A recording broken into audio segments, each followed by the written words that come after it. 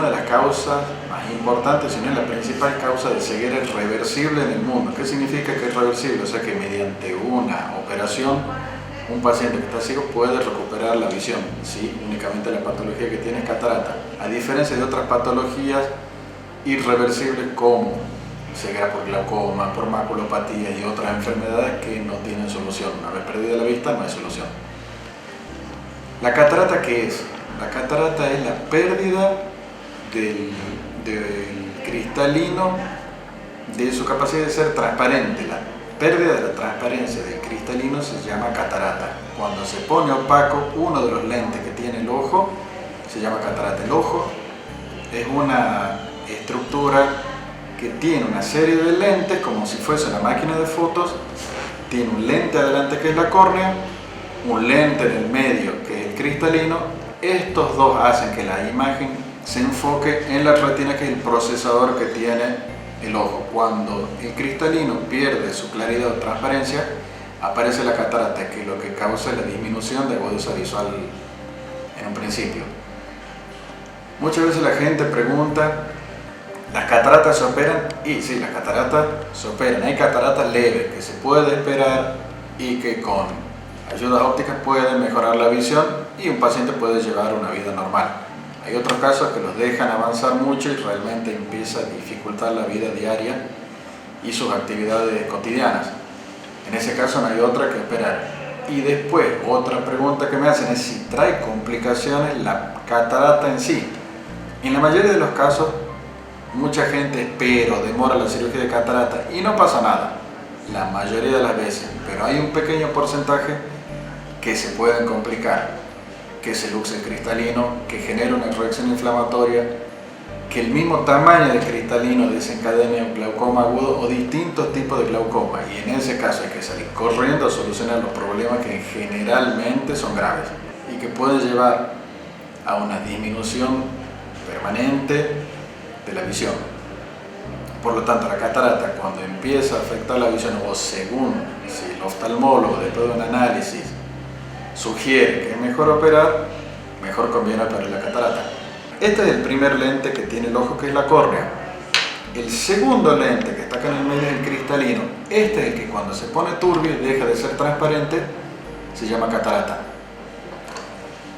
Este sistema óptico hace que las imágenes pasen por la córnea y se enfoquen, pasan por la pupila, que regula la entrada de luz, pasan por el segundo lente, que es el cristalino, y se enfocan las imágenes en la retina. Cuando este está turbio, la solución es sacarlo. La cirugía de catarata se llama facomulsificación y consiste en entrar por una microincisión de aproximadamente 2 milímetros hasta el cristalino, desintegrarlo por un método de ultrasonido y una vez desintegrado, esto hay que reemplazarlo. ¿Con qué se reemplaza? Con un lente intraocular. Un lente intraocular es un cristalino artificial o una prótesis que se coloca en el mismo sitio donde estaba el cristalino opaco. Ahora, la cirugía de catarata es una cirugía ambulatoria que tarda aproximadamente 15 minutos. El paciente entra, está totalmente despierto, se hace con anestesia tópica en gotas. El cirujano hace la cirugía de catarata y el paciente se va a su casa a cumplir el postoperatorio. Generalmente el ojo no va vendado, no va parchado, sino que queda al descubierto, protegido con algún lente de protección, pero destapado y a ponerse gotas. La recuperación visual depende también del grado de catarata con el que llega el paciente, pero generalmente es rápida. Hace años atrás, cuando no existía la técnica de facomulsificación, los cortes que había que hacer para poder ingresar y sacar el cristalino entero sin desintegrarlo, hacía que la recuperación sea muy lenta. El ojo llevaba, para cerrar toda la incisión que habíamos hecho, llevaba 10-15 puntos. La recuperación visual era muy lenta y el nivel de complicación era bastante alto. Hoy la técnica tiene una recuperación muy rápida, no está exenta de complicaciones, pero han disminuido notablemente respecto a las viejas técnicas de extracción extracapsular del cristalino. Eso hablando de lo que es la cirugía de catarata.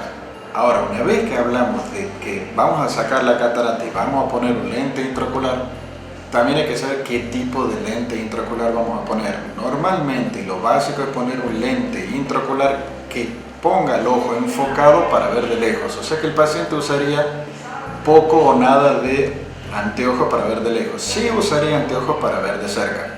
Eso sería la opción básica, que es un lente monofocal. Después existen otras opciones que son los lentes que corrijan, además de un vicio de refracción previo que tenga hipermetropía, miopía o astigmatismo, que ya son lentes especiales.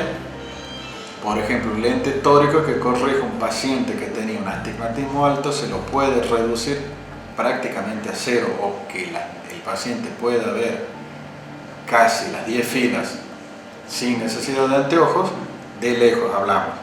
Y una tercera opción, los nuevos lentes y más modernos, son los lentes multifocales. Los multifocales tienen una serie de anillos concéntricos que lo que hacen es que el paciente pueda ver sin necesidad de anteojos un tanto de lejos como una distancia media y la distancia de cerca sin necesidad de anteojos.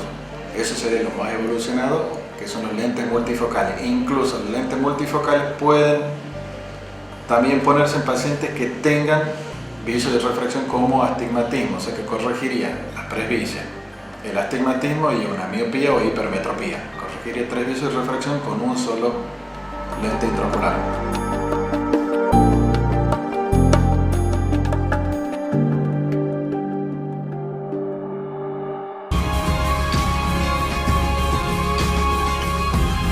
Yo elijo Ospía. Yo elijo Ospía. Ospía, obra social del personal de la industria azucarera. Congreso 348, San Miguel de Tucumán. Yo elijo Ospía. Yo elijo Ospía. Ospía, obra social del personal de la industria azucarera. Congreso 348, San Miguel de Tucumán.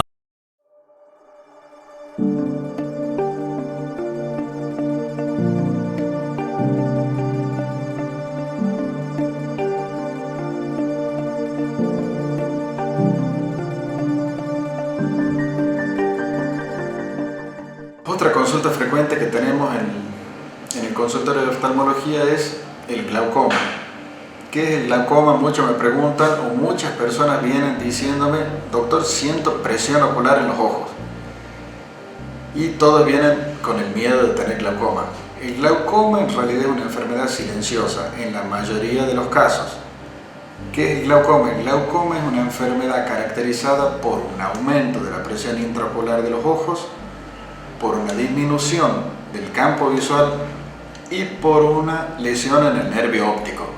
Esos son los 3 pilares del glaucoma. Se descubre en un examen rutinario que hace el médico oftalmólogo o bien el paciente. Las personas generalmente ponemos mayor hincapié a partir de los 40-45 años, más si las personas tienen antecedentes de glaucoma en la familia, padres, madres, hermanos. Hacemos un examen rutinario que consiste en una biomicroscopía, un examen de agudeza visual, refractometría, y cuando vamos a hacer la biomicroscopía hacemos una tonometría o toma de presión intraocular. Ese es el primer dato que tenemos. Después hacemos un fondo de ojo. En el fondo de ojo, ¿qué nos vamos a fijar? Principalmente el estado de la retina central, que es la mácula, la retina periférica, y en el estado del nervio óptico. El nervio óptico tiene una forma normal y tiene una pequeña excavación central característica. Los oftalmólogos, al ver el fondo de ojo, nos fijamos en el estado de la papila y en el tamaño de la excavación. Cuando vemos excavaciones grandes, nos parece sospechoso de glaucoma. Nos fijamos si la presión ocular está alta, si el nervio óptico tiene una excavación. Vamos a pedir el tercer estudio, que es un campo visual, y también otros estudios complementarios que avalen también nuestro diagnóstico. No solo avalan que es el OCT o un HRT, sino que además nos sirven para ver el progreso de la enfermedad, porque el glaucoma es una enfermedad progresiva. Hoy la tenemos, existe tratamiento. Cuando detectamos que hay una persona que tiene glaucoma o presión intraocular elevada, con daño del nervio óptico o campo visual, se empiezan a tratar con colirios. Los colirios, ¿qué es lo que hacen? Bajan la presión ocular por disminución de la producción de humor acuoso o por aumento de la salida del humor acuoso de adentro del ojo. Con eso vamos a mantener a raya la enfermedad, y si con una gota está bien, hacemos los controles periódicos, que serán según el grado de lesiones que presenta, el grado de presión que tiene, serán por mes, cada 3 meses, cada 4, cada 6 meses, cada año, en caso que esté muy bien, una persona sana. Y si vemos que con la gota regula bien, que no hay avance de la enfermedad, se controla. Si vemos que con la gota no es suficiente, porque hay avance, pues no se controla, no logramos bajar la presión intraocular, que normalmente es de 10 a 20, si está por arriba de 20 y no logramos bajarla con una gota, agregamos una segunda gota o reemplazamos una por otra. Existen varias combinaciones de drogas que se pueden dar. Siempre hablamos de gotas, y en caso de glaucomas de alta presión, incluso pastillas. Cuando no logramos contener la enfermedad, pasamos a técnicas quirúrgicas, que existen varias técnicas quirúrgicas para intentar bajar la presión ocular y mantener ese nervio óptico lo más sano posible o lo menos deteriorado posible. Principalmente no es la sensación de presión lo que dice, nos relata la paciente que nos trae a la consulta, no es el síntoma más frecuente. El síntoma más frecuente cuando ya vienen, generalmente o la disminución de agudeza visual o un campo visual muy reducido. Por lo tanto, no hay que dejar que llegue a eso, porque la glaucoma es una enfermedad generalmente lenta, que avanza muy lento, nos da tiempo para tratarla.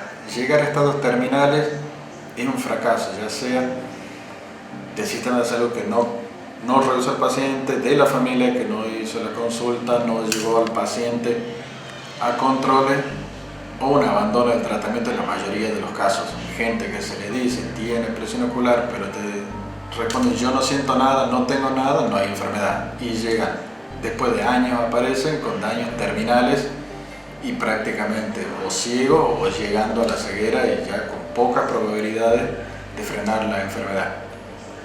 Por lo tanto, lo más importante en lo que es glaucoma es la consulta, porque generalmente es silenciosa la enfermedad y la descubrimos los oftalmólogos haciendo un examen completo.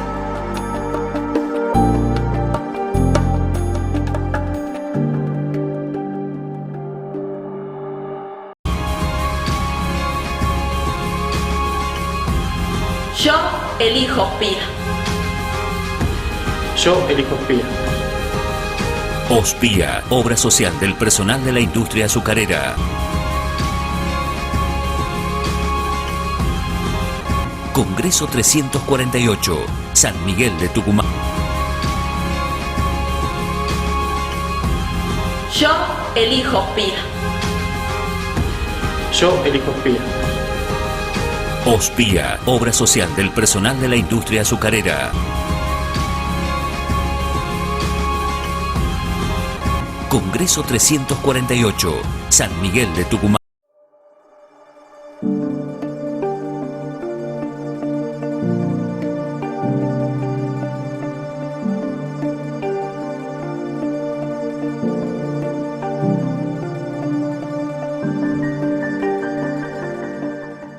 Está habiendo mayor cantidad de cuadros virales por el tema viral, el tema de la gripe, que se adelantó este año, no se sabe por qué, pero se cree que viene del norte. Los primeros casos fueron del norte del país y están descendiendo. Actualmente se está viendo más actualmente en Buenos Aires, pero nosotros ya pasamos y estamos pasando por un pico de cuadros virales relacionados con el influenza. El influenza es el virus de la gripe.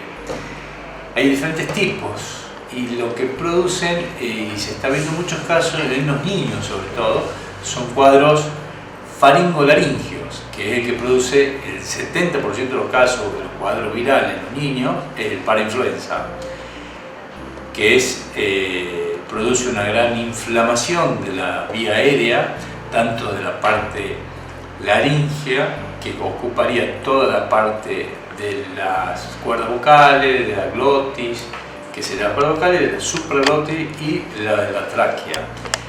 Dependiendo del lugar donde afecta, es la tos, que da una tos laringea, puede ser una tos traqueal. Los niños tienen un diámetro menor al adulto, por lo cual sufren más de lo que se llamaría el croup o falso croup, que le llamamos, que es el edema y la inflamación de la laringe, lo cual produce esa falta de aire. Ese croup, ese falso croup se cura y se medica. Ahora, estos cuadros virales se pueden complicar con cuadros bacterianos, por lo cual después hay que ver y controlar que no se compliquen con patologías, ya sea a nivel bronquial, a nivel rinosinusal. Muchas veces estas patologías van acompañadas de la otitis. Con respecto a la gripe, hay que vacunarse, a pesar de que haya habido gripe ya, y que no estemos en la época de gripe, porque todavía falta para que llegue a la época pico nuestra de gripe. No sé qué ha pasado ahora, porque realmente es un cuadro excepcional por la fecha, pero lo importante de esto es seguir cuidándose, usar los barbijos, si se pueden usar los barbijos quirúrgicos, mejor, porque en eso tenemos mayor probabilidad de no enfermarnos, pero hay que seguir cuidándose. La clínica que puede producir estos cuadros laringeos es una clínica en el chico tiene fiebre de 3 o 4 días, la característica de temperaturas muy altas que llegan hasta 39 grados en el primer día, el segundo día la temperatura disminuye en frecuencia y el tercer día disminuye o desaparece. No hay que confundir los cuadros estos virales con otro tipo de patología o otro tipo de virus que también pueden producir diarrea, pueden producir vómitos. Con respecto al diagnóstico, ¿cómo se hace un diagnóstico? El diagnóstico se puede hacer clínico, que generalmente lo hacemos en forma clínica, o por laboratorio también se puede llegar a hacer, para ver qué tipo de virus tiene el paciente. Con respecto al tratamiento, generalmente son los tratamientos sintomáticos, son tratamientos que uno va medicando con respecto a la orden de aparición de los síntomas. Los síntomas son importantes y se los puede ir medicando y se los puede ir dando. Lo importante de esto es evitar las complicaciones. Cuando son chicos, o sea, estamos hablando de la parte infantil, la parte pediátrica, lo importante de esto son los estridores, ver que no tenga el cornaje y el tiraje, la falta de aire. Cuando el chico tiene esa falta de aire, usted va a ver entre los espacios intercostales que se produce un hundimiento entre las costillas, la cianosis, que la cianosis es lo que nosotros llamamos cianosis, pero es cuando el chico se pone de un color violáceo, ya los labios se tornan un poco morados, eso es falta de aire que también te puede dar el croup. Y después la sintomatología, y que ante cualquier duda consultar, porque hay estados virales en los que depende de la patología, son a veces graves y hay que consultar y empezar a medicar y tratarlo para evitar llegar a complicaciones más severas como la neumonía, como cuadros más importantes.